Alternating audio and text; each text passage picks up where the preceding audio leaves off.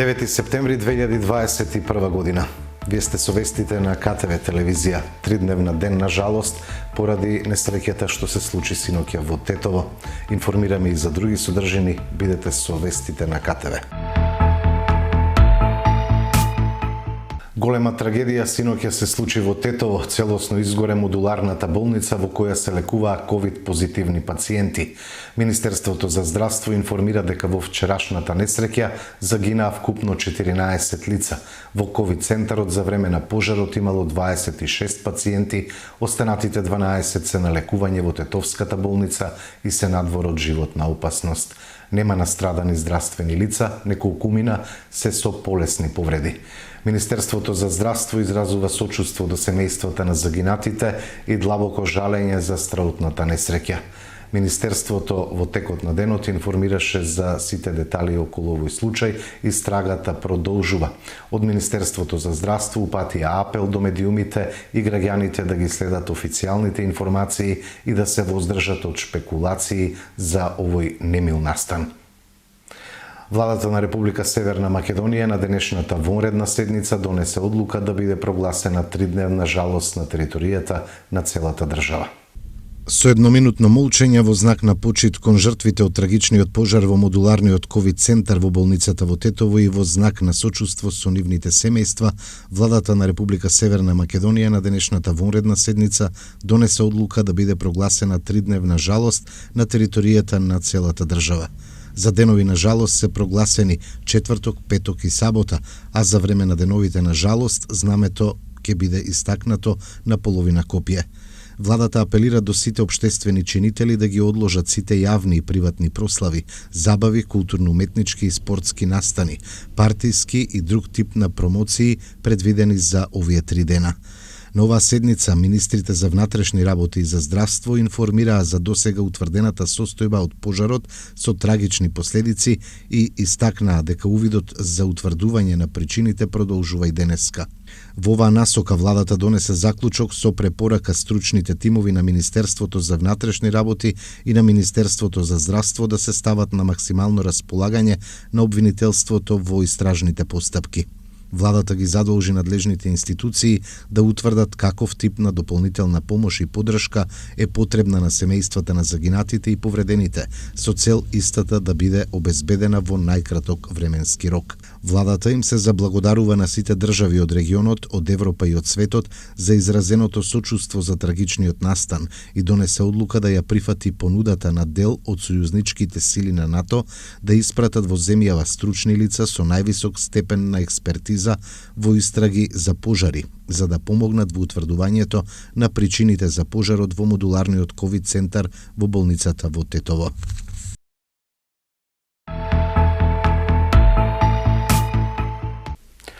Председателот на регионалното здружение Тиквешки лозаровоштари Дано Јошев денеска имаше работен состанок со градоначалникот на општина Кавадарци Митко Јанчев. Го информирал дека многу винарски визби и откупни пунктови не ја почитуваат и ја немаат истакнато договорената цена 13 денари за Вранец и 11 за Смедеревка. На пресконференција градоначалникот и Јошев упатија апел да се почитува договорената цена. Денеска на барање на Тиквешки лозаровоштари како здружение имаме заеднички состанок и врз основа на актуелната состојба со откупот на винското грозје Вранец, кој што во моментот е актуелно и се откупува, имаме заеднички заклучок. Јас како градоначалник комплетно го поддржувам здружението и сите други здруженија и лозаропроизводителите на винско и на било какво грозје во општина Кавадарци во целата Тиквешија. Заклучокот кој што го имаме со здружението е дека само една винарска визба во моментот го почитува неформално договорениот договор во врска со откупните цени на Вранецот, а тоа е винарската визба Тиквеш Кавадарци. Имаме информации од лозаропроизводителите, од здружението дека другите винарски визби, преработувачи на винско грозје и откупувачи имаат истакнато и даваат многу пониски цени на Вранецот како сорта која што е најмногу застапена во Тиквешијата. Јас лично би замолил до сите лозаропроизводители да имаме еден конкретен став, а и до откупувачите претежно на грозје, винарските визби и производителите на грозје да се почитуваат неформално договорените цени и да не и на така лошата година која што имаме за лозарството, дополнително им правиме на луѓево голем притисок и уништување на лозарството. Тие цени кои што се неформално договорени, кои што ги има истакнато винарството изба Тиквеш, во моментот можеби не се доволни, меѓутоа се на некој начин делумно коректни за да преживее лозарството во Кавадаци во самата Тиквешија. Така да го повикуваме Министерство за земјоделие, актуелните наши пратеници од општина Кавадаци ни готвени Тиквешијата да активно се вклучат во овие заеднички преговарања и договарања, не само во делот на откупот на гројество, него тоа и во делот на откупувањето по квалитет, чечерни единици и на самата цена. Знаеме дека немаме правен момент да делуваме во цената, меѓутоа ако може најголемата винарска визба која што во минатото била критикувана за откупни цени, да ги истакне цените кои се неформално договорени и сака да откупи грозје, мислам дека можат и другите да го почитуваат, тоа сето да води во прав правец, а тоа е во интерес на лозарството. Лозарството е винарска гранка која што е долгорочна, односно долгогодишна култура, не едногодишна култура. Оваа година им требаме и ние на винарите, меѓутоа и винарите им требат на лозаропроизводителите. Нека биде ова еден повик за едно партнерство, за долгорочно партнерство во интерес на лозарството. Јас сум Јошо Дане, председател на регионалното здружение Тиквешки лозаровоштари од Кавадаци. Пред 3 дена, 4 имавме протест во Неготино со иницијативен одбор и ние како здружение. Од тука побараме, дојде министерот во Неготино и не обеча да нас свика на состанок. И вчера бевме на состанок ние како здружение од Кавадаци, иницијативниот одбор и од Валандово Мак Вранец. И на состанокот правевме муабет за откупната цена во Тиквешијата и регионот. Министерот си обеча дека со винарите се договорил цената да биде 13 за Вранецот и 11 за Смедеревката. Али кога се вративме од таму, ги прошетавме сите пунктови што откупуваат, од пунктовите сите откупуваат некој по 11 Вранец, некој по 10 и со тоа ние не се слагаме за тоа што ние реалната цена на гројзето е 16 со 18, а сега и таа министр што е договорил од 13 денари, фактички и таа откупувачите и винарите не ја почитуваат. Освен вчера кога беме провериме во Тиквеш се придржаваат према истаката цена и отприлика лозарица задоволни тие што носат. Бар не може да се поплачиме за оваа година и вчера што го видиме тоа на лице место. А од сега, од денеска, ние дојдовме на состанок и градоначалникот и утврдивме да мора инспекторатот да се вклучи, пошто вчера не обичаа дека инспекторатот уште денеска ќе му наложи да става цена на Вранецот од 13 со 11. Али еве и денеска нема ништо тоа. Доколку ние ќе бараме пак, ама касно е веќе за нова средба, него бараме инспекторатот и министерот одма што може одма уште денеска и утре да се заложат овој проблем да се реши, за тоа што не може да се играе некој со нас вака кој како ќе му текне да откупува. Него треба, ние баравме дури да има загарантирана цена, али тоа уште не е влезено во закон, бар така ни кажа и сега бараме бар таа што договориле министерот и откупувачот да ја почитуваат. Сите винари кои откупуваат и сите откупни пунктови мора да ја следат цената како што е во Тиквеш истакната. Сите да имат истакната цена на откупните центри, на откупни центри, да, а доколку не ја следат таа цена што ја договориле меѓу министерот и откупувачите, ние ќе бидеме приморани сите во градот, пошто сите во градот се осиромашува градот, сите во градот, не продавници, не жени, не деца, не сите да излеземе на предупредувачки протест во општините. Доколку не се поправи тоа, од министерство не превземат нешто. Тогаш кога може во Бердин 1000 трактора сред Бердин 2019 да излезат сите земјоделци, тогаш ќе бидеме ние приморени да одиме пред влада. Затоа што не може вака секоја година да се играат со нас и да го уништуваат лозарство, а и плюс да не осиромашуваат нас како лозари, како граѓани во цела Тиквешија и регионот. Министерот за земјоделство, шумарство и водостопанство Аријанит Хоџа вчера во просториите на Министерството имаше работен состанок со лозарите од Неготинско. Министерот за земјоделство, шумарство и водостопанство Аријанит Хоџа вчера во просториите на Министерството одржа состанок со лозарите од Неготинско кои неодамна протестира. Тој ги информираше дека откупната цена за оваа реколта ја објавија скоро сите визби и изнесува 11 денари за Смедеревка и 12 до 13 денари за Вранец. Откупот се уште не е започнат со максимален интензитет, досега се откупени само 1,3 милиони килограми, информираат од Министерството. Во соопштението се додава: Инспекторатот е на терен, секојдневно сите ваги се баждарени, а во наредните денови инспекцијските контроли ќе бидат уште повеќе засилени. Министерот и директорот Шапурич ги охрабрија лозарите секаде каде ќе има проблем во проценката на тежината, шеќерноста или откупната цена, лозарите веднаш да ги известуваат на телефонските броеви, со цел никој да не биде оштетен, а откупот на грозје да тече како што е договорено. Ова особено важи доколку винарските визби не ги почитуваат цените кои се јавно истакнати. Секој земјоделец е повикан да пријави неправилност веднаш. По дојавите за неправилност веднаш ќе бидат испратени инспектори да ја утврдат фактичката состојба. Продолжуваат засилените акции на полицијата во сообраќајот. Во текот на вчерашниот ден, Министерството за внатрешни работи спроведе зајакната акцијска контрола на територијата на Република Северна Македонија за санкционирање на возила кои се движат со брзина поголема од дозволената, при што санкционирани се 561 возач. Од нив, 46 возила се движеле со брзина над 50 км на час повеќе од дозволеното, а 14 возила се движеле со дури над 70 км на час повеќе од дозволената брзина. При тоа, 233 возила ја пречекориле брзината во населено место, а 328 надвор од населено место. Засилените акцијски контроли продолжуваат и во наредните денови. Апелираме до граѓаните да се почитуваат максимално пропишаните сообраќајни правила и прописи и на тој начин сите заеднички да придонесеме за подобри, посигурни, но се разбира и побезбедни патишта низ државата.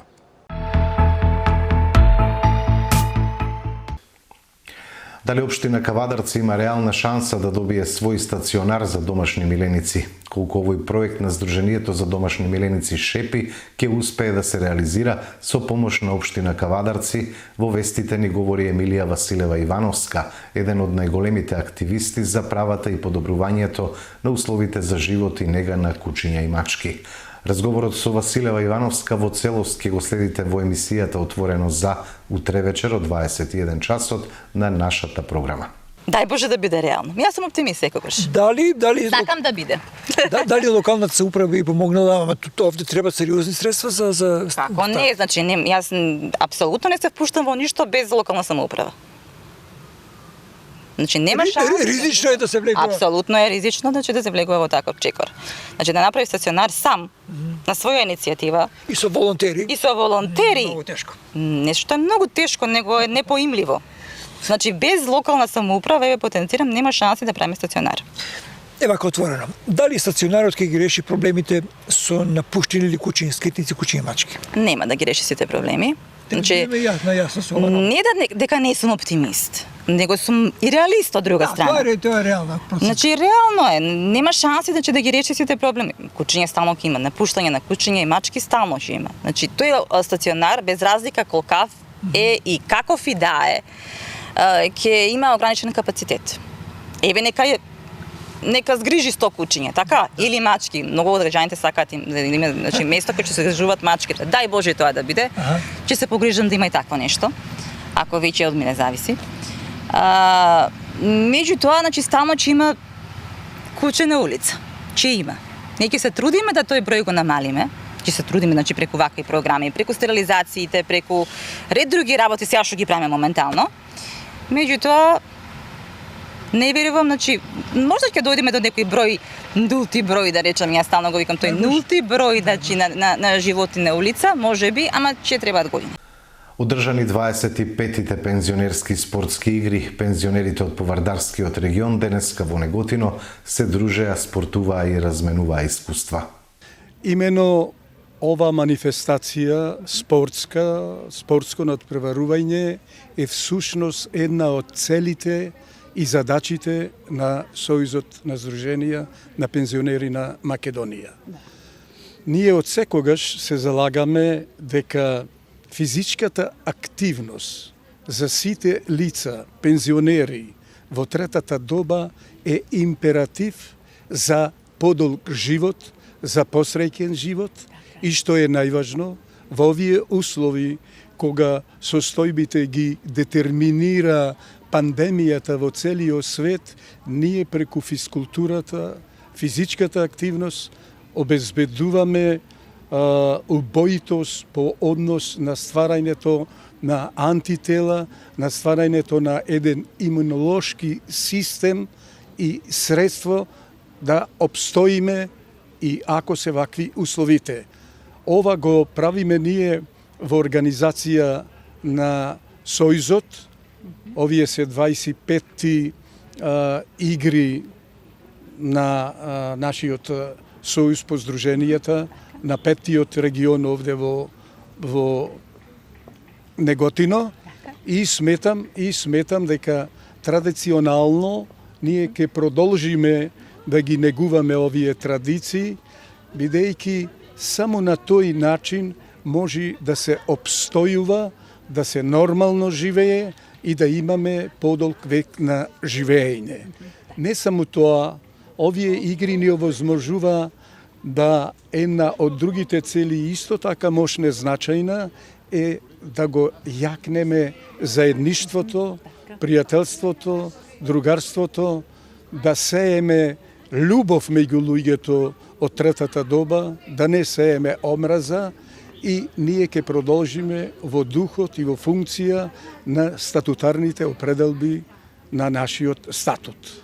Сакам да ви кажам дека оваа година, бидејќи во 2020 година ние не ги одржавме заради познати причини, заради мерките на владата, кои ги преточивме во наши мерки на Сојузот со дистанца, со носење на маска, и ние сме една ранлива категорија, што мора да водиме сметка, ги одржуваме со редуцирана програма, со редуцирани учесници во надпреварувањето, меѓутоа го компензираме ние на начин што сепак одлучивме да бидеме присутни на овај план и не само што се такмичиме ние се такмичиме и во нашето доаѓање и сметаме независно кој е прв или последен, сите сме победници.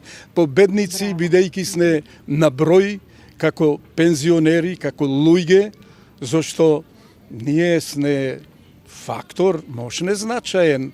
Не сме само на планот на спортувањето, туку и на планот на решавањето на мноштво општествени прашања од животот и работата како граѓани прво, а после како пензионери. Сметам дека иако пандемијата ја детерминира нашата активност, сепак успеавме да се одуприме на таа опака и подмукла, брекол и невидлива болест на начин што успеваме да се собериме, на начин што успеваме да се такмичиме, да се надпреваруваме, заради тоа што едини императив за подолг живот, посреќен живот, поубав живот и поубав изглед во крајна линија е спортот. Една сентенца латинска сакам да употребам, викаме ние во здраво тело, здрав дух, или mens sana in corpore sana. Тоа значи, уште еднаш да повторам, во здраво тело, здрав дух. Затоа и понатаму ќе продолжиме оваа цел да ја остваруваме покрај двете основни цели, да редовно примаме пензија, водиме сметка за здравството и здравствената заштита.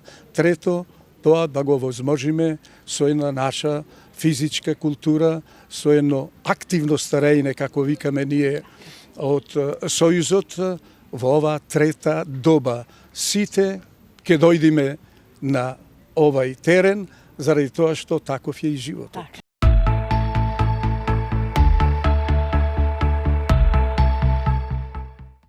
Одложен стартот на ракометната Суперлига заради тродневната жалост. Средбите од првото коло во ракометната Суперлига ќе се одиграат во недела. Владата на Република Македонија на денешната вонредна седница донесе одлука да биде прогласена тридневна жалост на територијата на целата држава, во знак на сочувство кон семејствата на трагично загинатите во пожарот во модуларната болница во Тетово. Ова значи дека ќе биде одложен стартот на ракометната Суперлига и надпреварите од првото коло.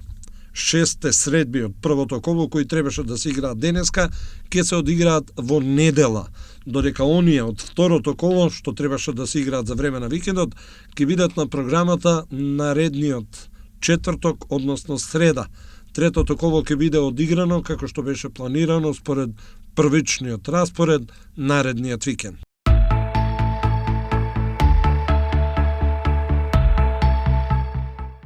Во просториите на Ракометната федерација на Македонија беа излечени групите за првата машка и женската ракометна Суперлига. Во групата А, кај мажите во првото коло ќе играат Работнички Драчево, Шампион Вардар Неготино, Јехона Младост, Партизан Борец, а Преспа е слободна.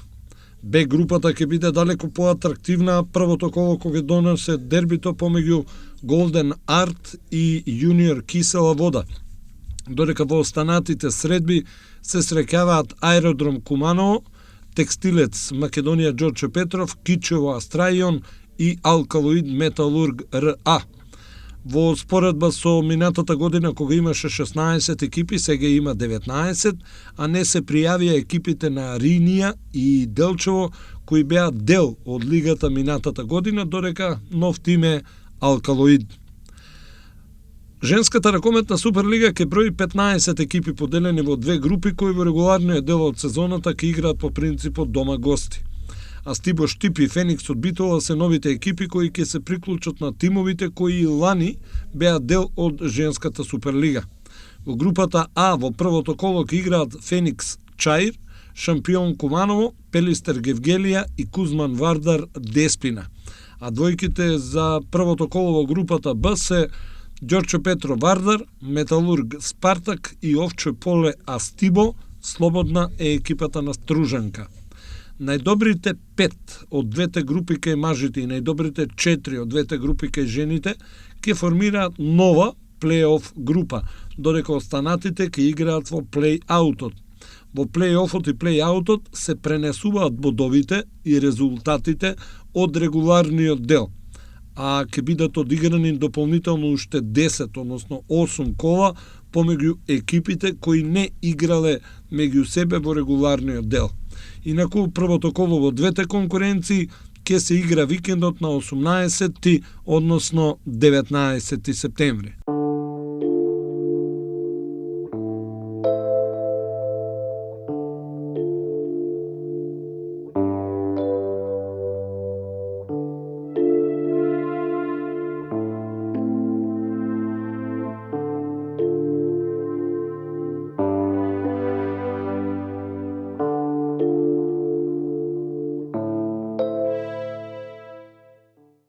Времето утре сончево со мала до умерена облачност, поголема во западните делови, каде ќе има услови за појава на краткотраен дожд, ќе дува слаб до умерен ветер, претежно од северозападен правец, температурата до 29 степени. Почитувани, тоа беа содржините во вестите, пријатни мигови со нашата програма.